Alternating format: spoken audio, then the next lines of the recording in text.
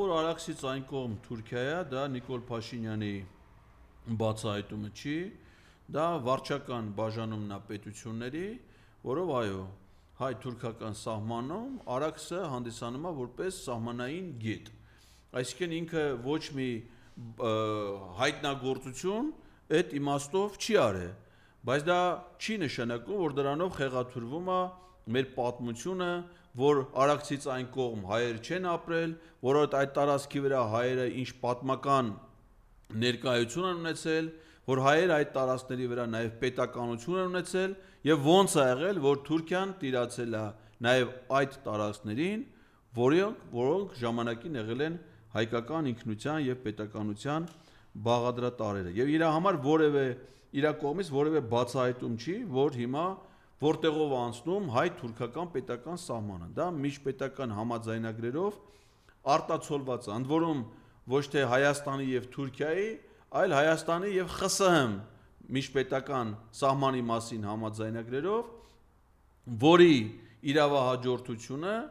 պատկանում է Ռուսաստանի Դաշնությանը եւ ցավոք սրտի իրեն չի հաջողվել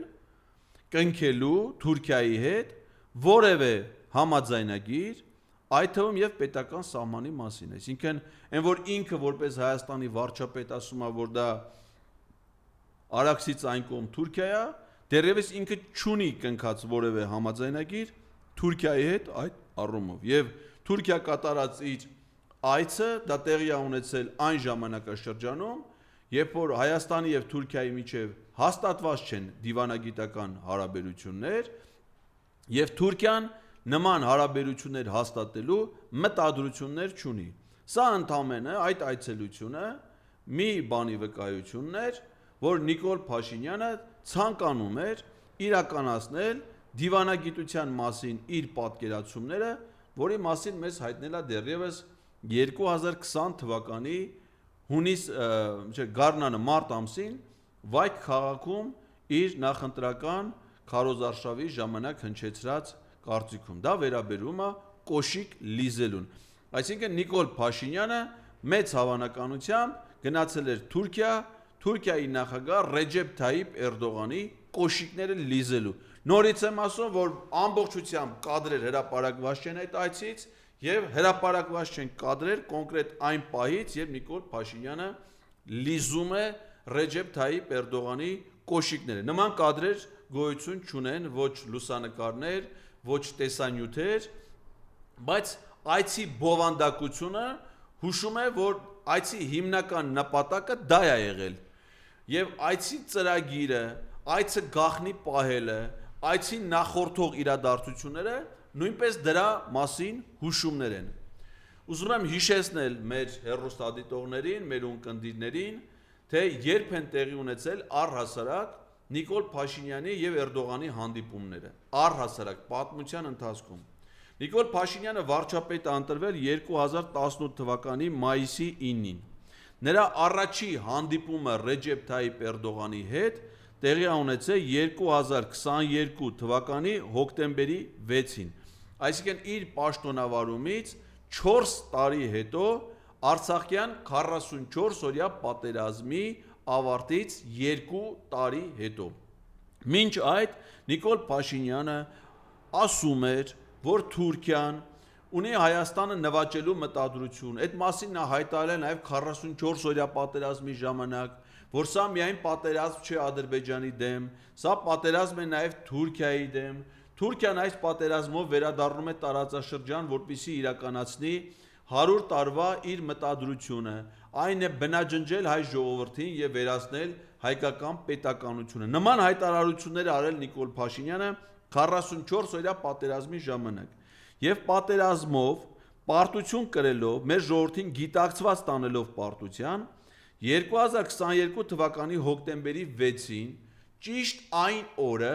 երբ Նիկոլ Փաշինյանը ստորագրել է Արցախը Ադրբեջանին հանձնելու մասին հայտարարությունը,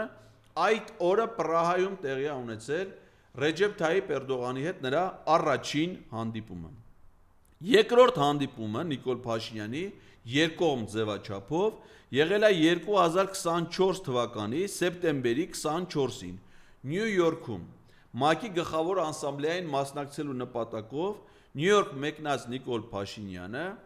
Նյու Յորքում Թուրքիայի գլխավոր հյուպատոսության եւ ՄԱԿ-ում Թուրքիայի մշտական ներկայացության շենքում, որը կոչվում է Թուրքական տուն,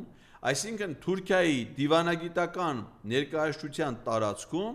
հանդիպել է Ռեջեփ Թայիփ Էրդողանի հետ եւ փարվել է Էրդողանի կողմից իրեն նվիրած կենսագրական եւ իր պատկերացումների, ապագայի վերաբերյալ պատկերացումների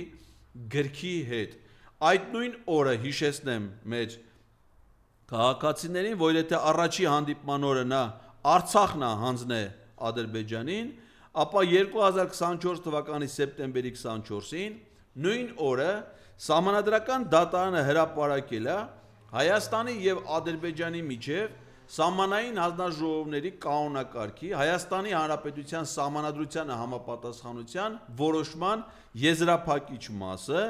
դա եղել է նույն օրը Փաշինյանի եւ Էրդողանի հանդիպման օրը, իսկ ամբողջական որոշումը հրապարակվել է 2 օր անց սեպտեմբերի 26-ին, երբ կրկին Նյու Յորքում տեղի է ունեցել Արարատ Միրզոյանի հանդիպումը Ադրբեջանի արտաքին գործերի նախարար Ջեյրում Բայրամովի հետ։ Ինչի եմ ես սա շեշտում, որովհետև Փաշինյանի եւ Էրդողանի հանդիպման օրը հրապարակված Սահմանադրական դատարանի որոշման մեջ անդրադարձ կա նաեւ Հայաստանի անկախության հռչակագրի 11-րդ կետին, որը վերաբերում է հայոց ցեղասպանության, ճանաչման եւ դատապարտման Հայաստանի Հանրապետության պարտավորությանը, որի վերաբերյալ Սահմանադրական դատարանը տվել է այնպիսի մեկնաբանություններ, որոնք իրենց բովանդակությամբ բավականին մոտ են Թուրքիայի քաղաքական տեսակետներին մինչ այժմ հնչեցված եւ դա բացարձակապես որևէ առնչություն չունի եւ չէր կարող ունենալ հայոց ցեղասպանության միջազգային ճանաչման եւ դատապարտման խնդիրը, որևէ կերպ չէր կարող կապ ունենալ Հայաստանի եւ Ադրբեջանի սահմանային հանձնաժողովների կանոնակարգի հետ, որի կապակցությամբ Սահմանադրական դատարանը կայացրել էր այդ որոշումը։ Սա էլ Նիկոլ Փաշինյանի երկրորդ հանդիպումն էր։ Իսկ արդեն երրորդ հանդիպումը տեղի ունեցավ ուրեմն Ստամբուլում 2025 թվականի հունիսի 20-ին։ Ուզում եմ մեր հեռուստադիտողների, մեր ունկնդիրների ուշադրություն հրավիրել այն փաստի վրա, որ Նիկոլ Փաշինյանի հանդիպումը տեղի ունեցել Թուրքիայում, բայց ոչ մայրաքաղաքում։